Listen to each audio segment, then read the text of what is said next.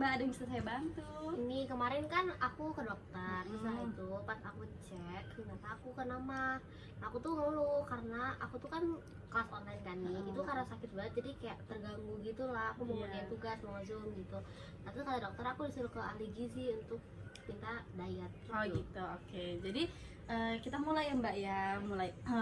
Pertamanya nih sebelumnya saya perkenalkan diri dulu ya Mbak. Saya Nadia Yuliana sebagai ahli gizi hari ini. Saya yang bertugas untuk konseling Mbak hari ini. Mbak mohon maaf ya nanya, namanya siapa? Nama saya Olivia. Dulu ya, Olivia. Olivia, terus usianya? Usia saya 14 tahun. 14 tahun. Berarti saat ini masih jadi pelajar Iya. SMP? Iya, Oh ya, pelajar SMP ya. Oke. Terus Mbak, maaf ya, ini soalnya kan kita sebelum melakukan konseling gizi, saya mau memastikan berat badan Mbak dulu untuk melakukan perhitungan IMT Mbak namanya. Jadi biar tahu Mbak ini masuk ke dalam kategori apa gitu. Biar kita tahu nih masalah gizinya Mbak ini apa hanya gastritis tadi atau emah yang biasa orang sebut itu, atau ada masalah lain misalnya kayak seperti kelebihan berat badan atau gimana. Dan nanti kita enak gitu ya Mbak dalam melakukan dietnya nanti. Oke, berdiri dulu ya Mbak. Ini kita ke lakukan timbang. Naik aja Mbak. Posisi tegak ya Mbak, matanya ke atas. Ya, sebentar dulu. Oke, dah. Beratnya 50.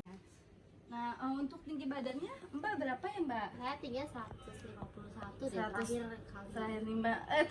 terakhir ngukur ya. 151 yang saya pakai ya Mbak. Ya. Nah, ini berdasarkan perhitungannya nih Mbak. Saya hitung dulu ya.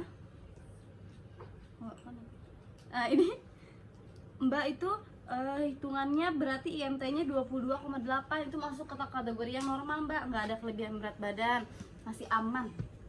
Nggak usah diet Mbak, masih aman. Nah, untuk berat badan idealnya yang paling ideal sekali sebenarnya 45,9, tapi di 52 juga udah bagus Mbak. Udah nggak ada, maksudnya nggak ada masalah, masih masuk ke yang normal ya. Terus Mbak mau nanya ya, pernah dalam beberapa bulan terakhir ini ada penurunan berat badan nggak? Ada diet ya? Enggak sih, mungkin karena stres kelas online kali ya. Iya bener, karena kelas online ini jamnya nggak pasti ya, suka tiba-tiba tugas, tiba-tiba ini. Terus dulu emang berapa Mbak berat Dulu badannya? sih ya pas aku sekolah, itu tuh terakhir pas aku nimbang di sekolah itu tuh 58. Oh, berapa bulan yang lalu tuh kira-kira? Kayak udah hampir setahun ya Mas? Udah hampir setahun ya, saya catat dulu ya. Berarti ada penurunan berat badan sekitar 6 kg ya Mbak dalam 6 bulan terakhir ya. Tapi itu bukan karena diet ya, berarti cuma karena faktor stres aja, jadi menurun berat badannya. Terus perlu ya, ada semut. Nafsu makannya Mbak nih selama akhir-akhir ini ngerasa baik atau gimana? Baik sih. Baik-baik aja ya. Ada mual, suka mual nggak gitu tiba-tiba? Oh nggak ada. Muntah juga nggak ada? Enggak. Kembung? Enggak sih. Oh enggak ya, berarti maksudnya masih masuk ke gastritis yang awal-awal banget nih Mbak kenanya. Untungnya Mbaknya cepat tanggap dalam mengetahui keadaan fisik Mbak sendiri ya. Jadi maksudnya kalau maksudnya kita gini ya, nggak boleh menganggap remeh suatu penyakit. Karena kan ada orang, alah ini mah emah doang, padahal emah juga bisa menyebabkan kematian Mbak gitu ya.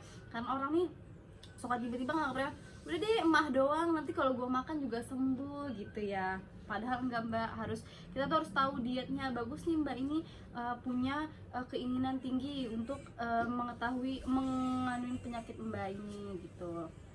Nah, sebelum ini tuh saya mau tahu dulu Mbak, kira-kira Mbak ini makannya tuh apa dalam beberapa jam terakhir ini, maksudnya 24 jam ya seharian kemarin, biar saya tuh tahu, oh Mbak ini tuh sukanya makan ini, Mbaknya begini gitu ya. Nah, Mbaknya ini suka makan sayur, buah? Enggak. Oh enggak pernah atau jarang gitu? Jarang sih, tapi kalau sayur kayaknya nyerempet enggak. Hampir nggak pernah gitu ya. Kalau buah kadang kakak saya suka makan terus kayak nyodor-nyodorin gitu. Benar-benar. Kalau buah tuh semua suka atau cuman sedikit aja? Karena kan anak zaman sekarang tuh ya Maunya buah kayak apel, anggur gitu Ya doang ya. berapa aja sih. Berapa aja yang kayak saya sebutkan tadi gitu ya. Iya, Terus kalau di rumah tuh biasanya makannya berapa kali? 2 sih. 2 kali Iya, ya. kalau makan yang berat dua. Makan berat gitu. Tapi snack gitu. Itu yang sering. Itu seringnya. Tapi kalau makan emang jarang gitu ya maksudnya. Ya paling cuma makan 2 kali doang, kadang sekali doang gitu sih. Emang anak zaman sekarang tuh kayak gitu ya, asik main HP, lupa makan gitu ya. Saya sampai heran, kok bisa orang lupa makan gitu. Saya mau kalau gitu. Terus kemarin Mbak tuh kira-kira biasanya tuh bangun jam berapa ya Mbak? Karena aku kelas online, biasanya aku 5:30 tuh bangun buat absen. Absen. Terus abis itu langsung belajar gitu, maksudnya dapat tugas gitu. Nggak mulai belajar, mulai dapat tugas itu jam 7. Jam 7-an. Tapi maksudnya kalau misalnya mulai makan pagi itu jam berapa tuh? Aku kan kelas online, jadi aku kadang nggak nentu, misalnya lagi nugas, kasih kan tugas, jadi kayak nggak nentu gitu sih. Tapi setiap hari pasti sarapan atau enggak gitu? Sarapannya paling kayak donat 2 udah gitu. Kalau kemarin makannya berarti donat? Iya, pas Donat banget ya. donat. Kalau kemarin tuh sekitar jam berapa tuh Mbak? Makan donat, aku makan sekitar jam 9:30 deh Jam kalau nggak 9:30 ya. Oke. Nah, kalau donat itu donat yang gimana? Yang isinya coklat atau Enggak, donat aku gula, donat donat kentang? kentang. Oh, donat kentang yang dikasih gula di atasnya. Iya. Oke. Donat kentang ya. Berarti kalau misalnya Mbaknya sarapan jam 10 tuh nggak snack lagi tuh ya? Enggak sih kadang, karena kan aku masih harus ngerjain tugas kadang. Terus lanjut makan siang nih berarti nggak, maksudnya setelah makan donat nih dia maksudnya perutnya nggak ngapa-ngapain, nggak makan apa-apa, langsung makan siang nantinya gitu. Ya tapi itu juga paling kayak jam 2-an sih aku baru makan. Jam 2-an tuh kemarin tuh makan apa ya Mbak? Kemarin itu ayam bakar sama tempe sih. Tempe goreng. Iya. Tempe itu pakai tepung atau enggak Mbak? Enggak. Oh enggak suka ya. Enggak. Tempe berarti tempe sama minyak doang ya, tempe tok gitu ya. Iya. Sama ayam bakar sama nasi. Iya. Nah kalau misalnya ukuran nasi itu biasanya yang mana Mbak? Yang A, B atau C? Yang C. Oh yang C berarti termasuk porsi yang kecil ya Mbak ya makannya. Terus kalau ayam biasanya potongan yang mana Mbak? Paha kah atau dada, sayap? Paha atas. Biasanya paha sih, kalau enggak dada itu kadang malas juga. Oh, ini gitu. paha. Terus tempenya itu satu potong gitu aja. Iya, satu. Kayak gini. Iya, kayak gini nih. Iya, berarti makan satu tempe doang udah Iya. gitu ya.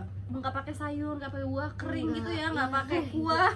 Saya nggak suka makan berkuah. Oh, nggak suka makan berkuah. Oke, tidak suka makan berkuah ya. Oke. Terus kalau misalnya kan tadi makan jam 2 ya Mbak ya, jam Iya. kurang lebih ya. Terus kira-kira tuh snack lagi nggak sih ya Mbak? Biasanya kan kalau sore itu ada tukang makanan. Aku biasanya Yang kelontong gitu ya. iya, biasanya aku jajan ini sih kayak somai, biasanya ada somai Somai. abang-abang gitu. Kalau enggak ada bakso goreng tuh. Tahu Ya, kayak yang lagi ngetren itu. Kalau somai tuh biasanya somainya aja atau pakai tahu, pakai kentang. Somainya aja. Gitu. Somainya aja pakai bumbu kacang nggak? Enggak Enggak pakai ya. kecap aja. Somai sama kecap ya. Iya. Terus kalau bakso goreng yang ikan. Iya. Bakso goreng ikan ya. Nah, kalau itu tuh snack gitu tuh biasanya jam berapa ya Mbak? Biasanya sih itu kayak jam 4 sampai jam 5 gitu sih, yang sore-sore itu. Bener-bener emang paling enak tuh ya jam segitu tuh kita nyemil-nyemil. Apalagi makannya yang digoreng-goreng sedap banget. Terus kalau makan malam itu jam berapa tuh? Aku itu biasanya kayak abis isya, berarti sekitar jam 8 ya isya sekarang. Isya. Oh, jam makan malam. Iya. Nah, itu kemarin makan apa ya, Mbak? Nasi sama telur dadar nih kalau nggak salah. Nasi sama telur dadar. Telurnya itu 1 atau 2? 2 ya. 2 telur sama nasi sama minyak ya berarti ya. Pakai Iya. minyak kan? Atau pakai mentega? Mentega. Oh, pakainya mentega. Oke. Mentega. Tadi maaf ya, Mbak. Berarti makan malam pakai nasi putih, telur dadar, sama udah gitu doang ya? Ya, udah gitu dong.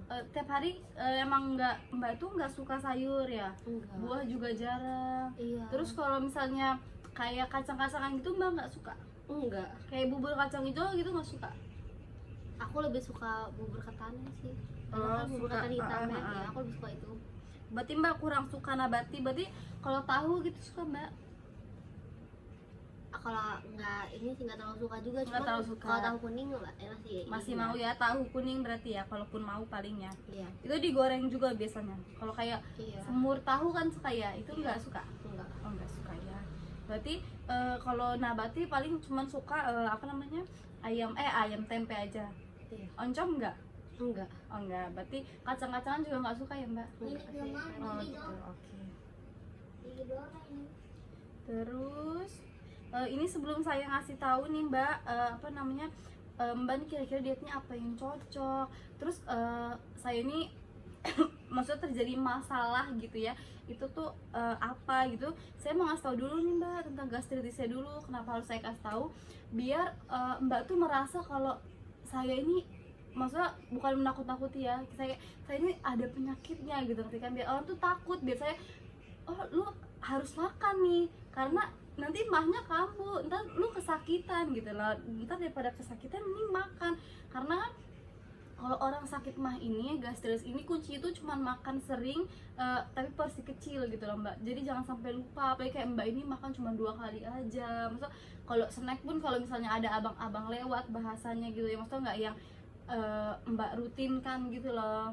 Karena itu kan biar mbak nih ngerasa nih, oh iya gue harus semangat nih ngejalanin diet ini gitu ya. Nah si gastritis mbak udah pasti tahu dong ya, terjadinya adanya penyakit lambung yang terjadi akibat perandagan dinding lambung ya mbak. Nah terus apabila mukus tersebut rusak, dinding lambung rentan mengalami peradangan. Nah seperti mbak ini maksudnya udah ke peradangan ya mbak. Nah terus biasanya apa nih yang menjadi faktor resikonya? Jadi kalau orang yang makan dengan kadar pengawet yang tinggi, kayak anak zaman sekarang makannya ciki-ciki, itu kan pengawetnya tinggi ya, berarti faktor resiko lebih beresiko untuk terkena si gastritis ini gitu mbak. Nah makanan yang berlemak kayak mbak ini, maaf ya mbak, tadi makannya kan donat kentang, itu kan digoreng, terus ditambah lagi bakso goreng, ayam goreng gitu, telur dadar digoreng gitu ya. Maksudnya itu mengkhawatirkan mbak tuh mengkonsumsi makanan yang berlemak dan berminyak berlebihan. Terus makanan yang asam, mbak kira-kira suka nggak ya mbak, kayak sayur asam itu nggak suka ya? Nggak suka makanan asam-asam pedas gitu mbak? Enggak, saya nggak suka pedas sama nggak suka asam. Nggak suka pedas. Tapi kalau misal berarti bener-bener nggak bisa makan cabai atau gimana? Enggak. Kalau udah yang paling kayak bisa kayak yang pedasnya dikit-dikit gitu sih. Tidak suka pedas ya. Iya. Terus paling gitu sih, paling alkohol sama narkoba kita kan nggak ya mbak, jauh ya dari seperti itu ya, semoga ya mbak. Terus gejalanya nih mbak yang biasa mbak alami nih, biasanya suka nyeri yang terasa panas dan perih di bagian ulu hati di sebelah sini, perut kembung, cegukan, mual, muntah, hilang nafsu makan, cepat kenyang saat makan, buang air besar dengan tinja yang berwarna hitam. Ini udah kayak yang paling parah, makin ke bawah makin parah ya mbak. Paling biasa gejala-gejala umum sih orang ini doang sih ya mbak, nyeri, iya. Paling sama kembung aja ngerasanya. Nanti nyeri sih kalau saya. Nyeri ya. Nah terus mbak ini ada konsumsi obat-obat gitu nggak? Obat lambung maksudnya, biasanya misalnya kalau jam sekarang dikasih Proma atau apa namanya? Itu ada sih yang cair itu. Oh yang cair gitu ya obatnya. Oke, nah ini selain mengkonsumsi obat-obatan, pengidap gastritis juga perlu untuk mengubah gaya hidup dan kebiasaan tidak sehat bila ingin cepat sembuh.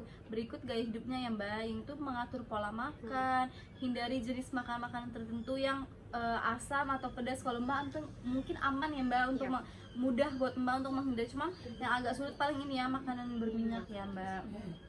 Terus sama hindari stres ya mbak, apalagi kan kita nih siswa gitu ya, pasti stres, tiba-tiba dikasih deadline tugas, kan stres ya, terus lupa lah makan, jadinya gimana, apalagi ini untungnya online ya mbak, jadi lebih mudah ya.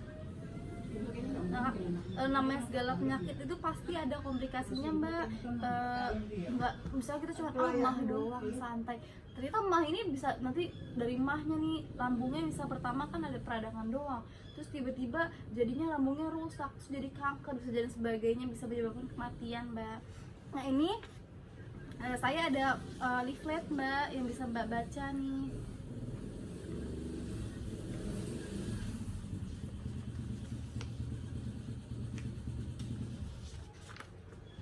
Ada yang mau ditanyain mbak sebelumnya? Sebentar saya baca dulu. Iya boleh. Saya juga ini mau melakukan perhitungan sebentar ya mbak. Iya.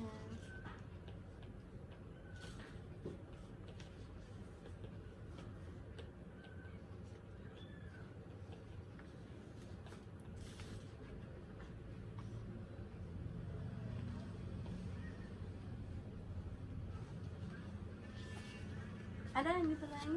Ada apa tuh? Kita tuh kalau misalkan kayak mah gini tuh ada nggak sih kan kayak lebih rentan itu di apa namanya yang terkena itu usia sekian gitu. Mah itu atau bisa terkena siapa aja bisa kena. Bisa siapa aja sih mbak, karena kalau ini kan bukan, maksudnya bukan kayak penyakit misalkan kayak hipertensi gitu kan, itu kan karena apa namanya pembuluh darah kita ya, maksudnya yang udah tua, misalkan makin tua kan makin tidak elastis gitu konsumsinya. Kalau gastritis ini ya siapa aja selama orang itu tidak menjaga pola makannya ya dia bisa terkena gastritis gitu loh. Oke, berarti mah itu bukan penyakit genetik ya? Bukan, jadi bahasanya itu yang penyakit yang kita buat ya karena kesalahan Iya. kita gitu loh. Nah ini mbak berarti kurang maaf ya mbak ya, mbak ini berarti kurang memperhatikan asupan makannya, karena berdasarkan dari perhitungan yang saya hitung mbak ini hanya memenuhi 75% dari kebutuhan mbak sehari. Jadi mbak ini kan masih remaja, kebutuhannya itu kebutuhan energi mbak per hari itu masih sangat tinggi mbak, karena mbak ini masih masa pertumbuhan ya, kalau kata bahasanya itu mbak itu masih mengalami pertumbuhan. Jadi energi itu lebih besar daripada orang dewasa mbak malahan gitu loh. Nah yang sangat kurang ini sih mbak proteinnya, jadi mbak nih harus rajin-rajin konsumsi makanan yang tinggi protein.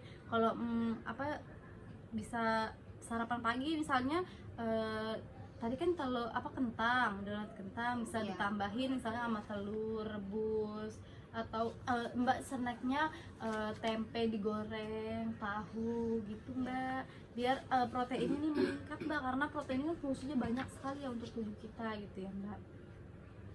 Terus saya sih paling cuma bisa ngasih tahu ya mbak ini udah harus mulai bisa menata jam makannya. Misalnya mbak ini harus tetapin saya ini kira-kira sarapan jam berapa ya, sesibuk-sibuknya saya ini, karena kan mbak ini di rumah aja ya kondisinya, lagi work from home gini kan, jadi saya harus saya jam berapa ya sarapan gitu. Walaupun misalnya mbak lupa ya bikin aja alarm ya, zaman sekarang kan udah mudah, misalnya oh jam 8 nih saya harus sarapan nih jam 8 ya, berarti kita bikin alarm nih jam 8 saya udah harus sarapan gitu ya.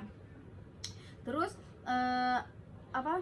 makannya yang teratur, terus mulai memperhatikan asupannya mbak, menghindari makanan yang digoreng-goreng. Misal kalau tadi kan snack basreng sama siomay, basrengnya dihilangkan, siomay itu lebih baik ya mbak. Misalnya apalagi ya snack yang bagus lah, bakpao gitu sih mbak. Terus sama mulai belajar untuk konsumsi sayur dan buah mbak, karena mbak ini memang susah mbak, karbohidratnya rendah banget. Karena kalau kita mau meningkatkan karbohidratnya selain dari nasi, karena kan mbak makannya sedikit ya, Iya. nah bisa dari sayur dan buah mbak misalnya. Nah ini saya diagnosa gizi saya itu terhadap mbak ini, mbak kurang bisa memonitoring atau menjaga diri berkaitan dengan pola makan pasien yang tidak teratur ya mbak, ditandai dengan pasien yang mengidap penyakit gastritis, sama asupan protein mbak yang tidak adekuat atau kekurangan ya mbak, karena baru 53% tadi ya. Berkaitan dengan konsumsi makan pasien ditandai dengan presentasi pemenuhan protein pasien yaitu cuma 52% saja berdasarkan data recall. Nah kalau ini mbak ini masuk ke diet jenis diet lambung 3 mbak, masih makanan biasa kok mbak, karena kan mbak nih tidak ada gangguan mengunyah, gangguan pencernaan nggak ada ya, nggak ada mual muntah juga. Nah ini biasanya tuh saya prinsipnya itu mudah dicerna dengan porsi kecil dan intensitas sering. Kebutuhan yang penting kebutuhan mbak ini dalam per hari dipenuhi gitu mbak. Nah 6 kali makan ya mbak, jadi mbak kan tadi makannya baru 4 kali aja ya kan, jadi nanti misalnya jam 8 pagi nih sarapan, terus jam 10 pagi snack mbak, terus jam 1 kita makan siang nih, terus jam 4 snack, jam 6 atau jam 7 mbak sarapan, makan malam jam 8 snack lagi gitu mbak. Kalau misalnya mbak bingung nih snacknya apa gitu, bikin aja misalnya Milo, susu gitu mbak. Yang penting kan ada asupannya ke perut mbak gitu. Kalau misalnya bingung lagi ya biskuit gitu ya, yang pasti mudah didapat sama mbak, di rumah pasti ada gitu ya mbak. Ya. Terus ada lagi mbak yang mau ditanya? Kalau misalkan tadi kan kayak makan Milo, itu Milo lebih baik kayak panas Milo gitu aja atau dikasih es gitu? Enggak berpengaruh sih mbak. Apa aja yang penting ada asupan aja. Kalau karena kan mbak ini maksudnya nggak ada gangguan lain ya, jadi nggak ribet dietnya, jadi mudah aja. Cuman yang penting mbak teratur aja makannya sering dengan porsi yang kecil aja, udah nggak apa-apa, beres gitu bahasanya mbak. Kalau misalnya kayak obat-obat yang di apotek gitu, dia beneran bisa bagus atau gimana sih? Bagus sih mbak, maksudnya namanya obat pasti ada efek sampingnya. Cuman kalau gastritis ini nggak yang sepala bahaya banget gitu. Kalau misalnya efek sampingnya cuma kayak paling kita mengantuk atau jadi rajin buang air kecil, paling cuman gitu aja sih mbak efek sampingnya gitu loh. Dan untuk obat sih itu saya nggak bisa ngasih anjuran misalnya obatnya ini aja, nggak bisa ya mbak. Terserah mbaknya aja enaknya obat yang mana, yang mbak suka yang mana, karena kan obat gastritis sekarang tuh udah banyak ya. Udah ada yang ada rasa-rasa, ada yang cair, ada yang apa, jadi ada yang kayak permen bahkan bentuknya. Jadi terserah mbaknya aja sih mau gimana. Kan mah ini kan bukan penyakit sembarangan ya, bukan dia bisa mengkomplikasi dengan penyakit-penyakit lain gitu. Kan kalau buat nakutin, bukan nakutin sebenarnya, buat mengedukasi orang tuh orang harus ditakut-takutin dulu nih kadang. Apa sih yang paling parah tuh misalkan bisa kanker sih mbak, sama kematian paling, karena kan lambung kita ini bahasa dalam kondisi yang tidak baik-baik aja ya, karena ada peradangan di lambung kita sendiri gitu loh. Makanya bisa menyebabkan perih, karena kan lambung kita ini ada asam lambungnya ya, HCl ya. Nah si HCl-nya ini melukai dinding lambung kita ya kan. Nah jadi akhirnya jadi peradangan. Makanya gitulah kita ngerasa perih, kayak keruk-keruk gitu kan. Nah akhirnya kalau kita biarin nih setiap hari, maksudnya namanya orang misalnya kita ya kesayat cutter setiap hari, jadi kan jadi nggak ngerasa sakit ya, maksudnya kayak udah biasa aja ya, kesayat doang bahasanya kan gitu ya, saya udah biasa, ini mah penyakit gue setiap hari sekarang gitu ya. Kayak mah ini kita nggak tahu ternyata tiba-tiba kita udah kanker lambung, atau mungkin udah tukak lambung bisa lebih parah lagi gitu mbak. Tapi mah ini bisa sembuh total berarti? Bisa sih mbak, selama mbaknya ini melakukan dietnya dengan baik dan teratur. Tapi kan namanya sebuah penyakit nggak mudah ya untuk kita bahasanya terlepas dari penyakit tersebut gitu loh. Jadi tapi selama kitanya makannya teratur terus kita selalu mengikuti diet misalnya nggak makan makanan yang pedas, nggak makan asam-asam gitu kan, aman sih mbak. Jadi dia ini juga ya, bisa sembuh juga ya? Bisa. Tapi mungkin butuh waktu yang lama sih mbak. Nah sekali sih, karena saya kebiasaan makan yang nggak ini, jadinya sekali yang makan harus kayak gitu tuh aneh gitu. Jadi dia bisa kanker ya, bahaya juga ya berarti. Bahaya banget mbak, karena orang kan selalu menganggap remeh aja ya. Saya juga termasuk yang menganggap remeh mah karena itu. Karena kan cuma sakit lambung. Ayah saya soalnya juga punya mah juga. Ayah saya tuh kayak anggap kayak sih mah doang nih tuh, banyak makannya tuh berantakan banget. Kayak saya udah ingetin kayak untuk makan teratur, tapi ya gitu, soalnya kan ayah saya kerjanya kayak di jaga warung. Jadi dia kayak gitu deh, nggak teratur. Iya, pulang ke rumahnya juga ya kadang-kadang ya radio gitu. Kalau lagi rame bahasanya ya nggak pulang. Waktu gitu itu ya. sih udah pernah ke dokter, kata tuh udah mah kronis gitu. Itu udah berbahaya loh mbak. Kalau mbak ini kan masih masuknya yang akut ya, maksudnya yang misalnya tiba-tiba sakit gitu kan. Kalau yang kronis tuh enggak mbak, kayak sakit terus gitu loh mbak. Jadi udah karena nih saya kasih tau ya nih, sedangkan nih gastritis itu kan ada dua mbak, ini masuknya yang akut. Nah kalau yang kronis ini tuh terjadinya peradangan tuh secara perlahan dan dalam waktu yang lama. Nyeri yang ditimbulkan juga itu merupakan nyeri yang lebih ringan, jadi nggak terasa tiba-tiba udah parah gitu. Wah, ya ternyata mah itu ada obat tradisional ya. Kenapa sih kunyit itu bisa nyembuhin? Emang dia kenapa ya mbak? Kalau itu saya kurang tahu ya.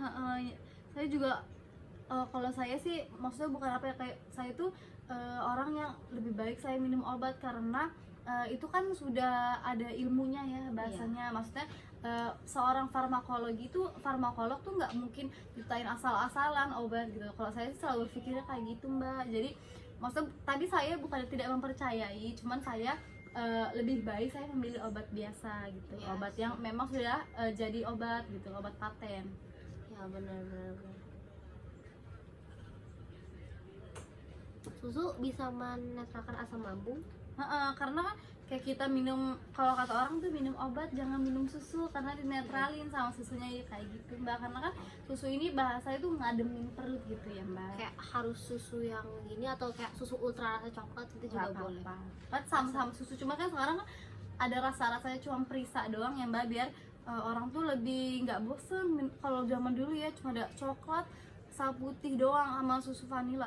Kalau sekarang kan ada yang karamel apalah gitu Iya. ya. Kan saya mulai nih mau membiasakan diri untuk minum makan buah. Obat buah yang baik tuh paling baik tuh apa sih? Yang Mbak suka sih yang penting, namanya buah semuanya baik ya Mbak. Cuman kalau yang penting kitanya suka, kalau kitanya suka, kitanya enjoy ngejalanin tuh gak terasa gitu loh Mbak. Misalnya Mbak sukanya semangka misalnya, Iya. terus karena kan dia berair enak seger, apalagi kalau dingin-dingin lagi panas cuaca enak banget ya Mbak makan semangka. Nah kalau kita misalnya enjoy suka semangka, kayak kita seminggu setiap hari makan juga nggak terasa, ternyata oh gue makan buah setiap hari gitu loh. Karena saya juga mulai peduli sepertinya nih. Iya harus Mbak, apalagi kan bagus ya anak muda saat ini tuh kalau udah mulai peduli, karena kan anak muda ini lebih biasanya suka mengedukasi orang lainnya melalui Iya, sosial benar. medianya juga. Terus kayak temennya lu gini makannya, oh iya ini bagus, oh temennya ikut, oh iya gue ikut deh, lu tahu dari mana kan gitu ya. Karena ada teman saya suka banget makan pedas, saya takut gitu dia terkena juga gitu kan. Kita kan harus berbagi ilmu ya Mbak. Iya benar Mbak, bagus banget Mbak. Kalau sayur juga Mbak, nih sayur tuh biasanya ya orang kalau baru mulai tuh kayak bayam, karena kan itu rebus-rebusan yang aman rasanya tuh, ya nggak yang maksudnya ngerti kan bau sayur gitu. Saya juga sebenarnya dulu nih Mbak, saya ini nggak suka sama sayur sama sekali, cuman saya semenjak belajar gizi, tahu betapa pentingnya itu sayur tuh saya mulai ngerti, ya harus dipaksakan, apalagi kan semakin kita dewasa tuh semakin kita berpikir ya, oh ya udah deh gue makan aja yang ya selama itu baik ya gue makan gitu loh. Kalau Mbak mau mulai makan sayur tuh bayam, wortel, itu yang biasa sih orang gemar-gemar, yang biasa orang suka gitu ya, buncis gitu. Dikit-dikit aja nggak apa-apa Mbak. Jadi lebih baik minum teh dong dibanding minum yang asam gitu berarti. Iya, tapi asal jangan berlebihan ya, maksudnya apalagi kayak teh zaman sekarang, teh pucuk, teh rio, teh bandulan, itu kan maksudnya gulanya tinggi sekali. Lebih baik kita bikin gula sendiri, maksudnya bikin teh di rumah sendiri, bikin es batunya sendiri, karena kan gulanya kita bisa nakerin, nggak ada bahan pengawetnya juga ya kan. Sebenarnya segalanya itu baik Mbak, asal jangan berlebihan, asal jangan kekurangan, gitu aja sih. Oke. Jadi bilang berikan kompres air hangat di daerah hulu hati gitu. Maksudnya kalau kita Kalau lagi sakit, nah kan kalau orang mah tuh kadang-kadang gini, gue malas makan, soalnya kalau nggak makan sakit, makan juga tambah sakit gitu kan. Karena kan sebelumnya lambung ini HCl-nya kan tuh sedang melukai dinding lambung kita, terus datang makanan HCl-nya makin aktif gitu ya, masuk keluar enzim-enzim gitu. Akhirnya malah makin sakit ngerasanya, akhirnya orang malah makin malas makan, makin parah lah itu gastritisnya mereka. Jadi caranya Mbak misalnya makan terus dikompres, kayak kita lagi halangan gitu kan, ada orang yang halangannya itu sakit ya, akhirnya ya melakukannya kayak gitu, cara-cara tradisional bahasanya ya. Oh, di sini penyebab salah satu penyebab gastritis itu adalah mengkonsumsi obat anti radang jangka panjang. Berarti tidak boleh. Ya kan ada nih orang yang ngerti kan kayak obat minum aja, misalnya gini, kita sakit-sakit tenggorokan nih itu radang, namanya orang tua ya kan, kadang-kadang gitu ya, oh enggak, itu radang, udah kamu minum aja obat gitu loh namanya. Terus kita minum aja nih, ternyata nggak sembuh-sembuh, kita minum terus obatnya, apalagi obat warung, maksudnya tanpa resep dokter gitu ya. Nah, itu yang makin berbahaya, karena kan kalau misalnya kita selama ada resepnya, itu kan kalau dokter tuh dia ngerti ya Mbak, misalnya ini cuma boleh diminum nih selama seminggu ini gitu ya. Terus namanya obat nih, misalnya obat ini misalnya obat apa gitu, misalnya obat lambung nih ada efek sampingnya nih, akhirnya dikasih obat. Makanya dokter itu jarang mbak ngasih obat cuma satu ya kan, suka 4, karena biasa sesuatu obat tuh saling melengkapi, saling ada efek sampingnya. Misalnya obat yang satu efek sampingnya ini, dikasih obat yang ketiga, obat ketiga dikasih obat yang ini gitu mbak. Oke. Ini saya mau melakukan ini ya mbak, pemantauan terhadap mbak. Nah, ini mbak boleh bawa pulang. Ini sudah ada nomor telepon saya, mbak bisa hubungin saya. Terus saya berharap sih mbak ini patuh dalam berdiet ya mbak. Amin ya, Semoga saya berdoa semoga mbak lekas sembuh juga. Amin. Semoga nanti balik ke sini mbaknya udah ngerasa ringan, udah nggak ada masalah lagi ya mbak ya. Bisa mbak bisa datang 2 atau 2 minggu atau 1 bulan ke depan ya mbak. Biasanya mbak sebelum datang bisa WA saya ya mbak buat reservasi, biar saya tahu buat ngosongin jadwal saya gitu ya. Terus kalau ada yang mau ditanya silahkan ya mbak. Nah ini di sini saya udah ngasih tahu ya dietnya apa yang mbak bisa hindarin, terus apa sikap mbak terhadap misalnya kayak mbak nggak makan sayur, mbak harus mulai belajar. Saya udah tulis ya mbak di sini ya. Siap. Ya. Ada lagi mbak yang mau ditanya? Gak, cinta saya WA aja deh. Oke deh. Kalau kayak gitu makasih ya mbak atas kunjungannya.